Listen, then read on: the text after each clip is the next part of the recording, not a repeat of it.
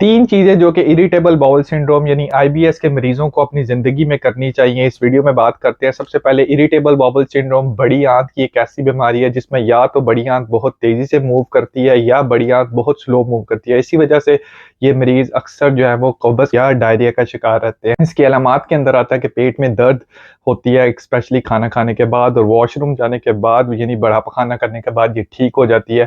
اکثر آپ کو پیٹ سوجا محسوس ہوتا ہے، آپ کو گیس کا خراج بہت زیادہ ہوتا ہے یا آپ کو پیٹ میں کریمپس ہوتے ہیں۔ بعض اوقات لوگوں کو اس سے جو ہے وہ نوزیا بھی ہوتا ہے، یعنی دل خراب ہوتا ہے۔ اب اس کے لیے جاننا ضروری ہے، اس کے لیے کوئی کیور نہیں ہے، لیکن اس کے اندر آپ کو اپنا لائف سٹائل چینج کرنا ہے۔ اس کے لیے کوئی بلڈ ٹیسٹ نہیں ہے، لیکن اس کے لیے دوسری بیماریوں کو رول آؤٹ کرنا بہت ضروری ہے۔ اس کا ڈائگنوسس آپ خود نہیں کر سکتے، کسی ماہر ڈاکٹر سے مشورہ کرنا ضروری ہے۔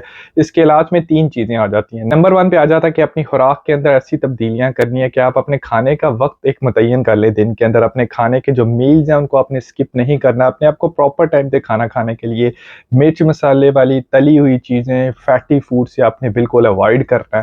آپ اگر دن میں 3 سے زیادہ دفعہ کافی یا چائے پی رہے ہیں تو اس کو آپ نے لمٹ کرنا ہے۔ جو فزی ڈرنکس ہوتی ہے، سافٹ ڈرنکس ہوتی ہیں جن کے اندر آرٹیفیشل سویٹنر یعنی سوربیٹول ہوتا ہے، اس کو آپ نے اوائڈ کرنا ہے۔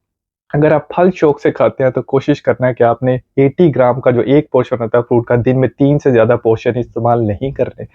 دہی کا استعمال آپ زیادہ کر سکتے ہیں۔ ڈیری پروڈکٹس کو اگر آپ کو مسئلہ ہوتا ہے تو اوائڈ کریں۔ بہتر ہے کہ آپ اپنی ایک فوڈ ڈائری بنا لیں، یعنی جن چیزوں کو کھانے کے بعد آپ کو علامات آئی ہیں ان کو آپ نے پرہیز کرنا ہے، ان کو لکھتے جائیں اور دیکھیں ان کو اوائڈ کر کے کہ کیا آپ کے جو سمٹم ہے وہ واپس تو نہیں آ رہے۔ یہ کافی لوگوں کے لیے ہیلپ فل ہوتا ہے، لیکن موسٹلی لوگ یہ نہیں ٹرائی کرتے۔ نمبر 2 پہ آ جاتا ہے کہ آپ کچھ ایسی دوائیاں استعمال کر سکتے ہیں جو کہ وقتی طور پہ آپ کے سمٹمس کو ریلیو کر سکتے ہیں۔ اگر آپ قبض کا شکار رہتے ہیں تو نمبر 1 پہ آپ کو اپنی خوراک کے اندر السی اور جو کا استعمال زیادہ کرنا چاہیے۔ نمبر 2 پہ پانی کا استعمال زیادہ کریں۔ نمبر 3 پہ اگر ان سے بھی حل نہیں ہوتا تو کسی فارمیسی سے مشورہ کر کے آپ جو قبض کشا دوائیاں جو لیگزیٹیوز ہے وہ لے سکتے ہیں۔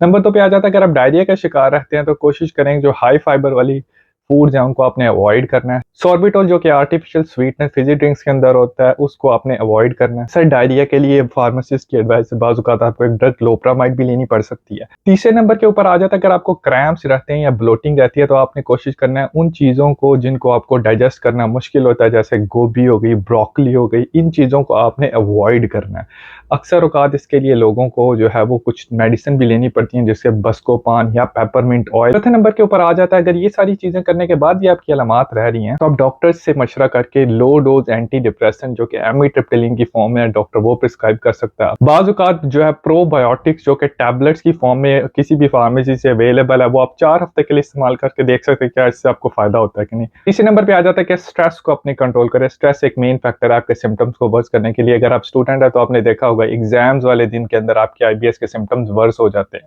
اس کے لیے آپ نے اپنے آپ کو ایکسرسائز کر کے فزیکلی ایکٹیو رکھنا ہے۔ Different hypno therapies, mind therapies ہیں وہ بھی آپ کے لیے ہیلپ فل ہو سکتی ہیں۔ 3 ایسی علامات اگر آپ کے اندر ہیں تو فوری اپنے قریبی ڈاکٹر کے پاس جائیں۔ اگر آپ کو پخانے کے ساتھ خون آتا ہے، نمبر 2 پہ آپ کا وزن کم ہو رہا ہے، نمبر 3 کے آپ کو پیٹ میں گلٹیاں محسوس ہو رہی ہیں تو دیکھنا ضروری ہے کہ یہ آئی بی ایس کے سمٹم نہیں ہوتے۔ اس کے لیے دوسرے کازز کو رول آؤٹ کرنا بہت ضروری ہے۔ اگر آپ کو میری ویڈیو پسند آئے تو اس کو سبسکرائب کیجئے، میرے چینل کو فالو کیجئے اور اس ویڈیو کو دوسرے لوگوں کے ساتھ شیئر کیجئے۔